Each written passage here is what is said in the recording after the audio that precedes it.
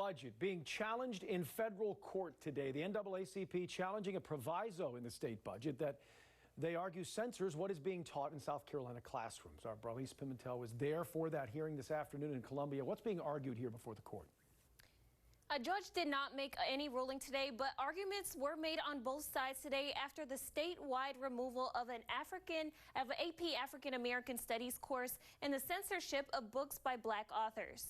The NAACP's attorney says the budget proviso is unconstitutional.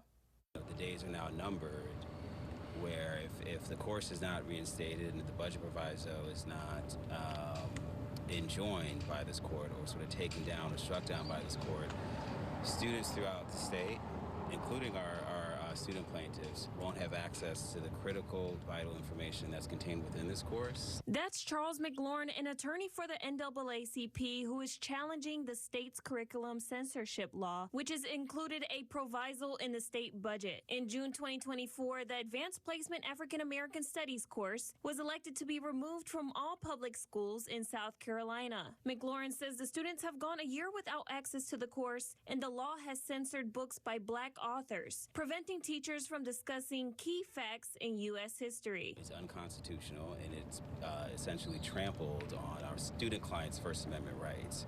McLaurin says it harms Black students and limits conversations about Black history. Attorneys for the state argue public school students don't have a constitutional right to receive information they want. Attorneys argue the AP course needs to be reviewed and encourages students to adopt ideas about racial topics. They said if there's no right to begin with, there is no harm. Teachers say the existence of the budget proviso is causing emotional distress. I was upset and concerned. It felt insulting to my professionalism and the relationship that I developed with my students. But I think it's really important to work against this proviso to try to make things better in education in South Carolina. Mary Wood is an English teacher at Chapin High School and says she had a book removed from her classroom and was told to revise her lesson plan. She says the course needs to be reinstated so history doesn't repeat itself. Other Chapin High teachers say if the court doesn't rule in their favor, it will be an issue. We're not the only teachers impacted by the budget proviso. Everyone we work with is.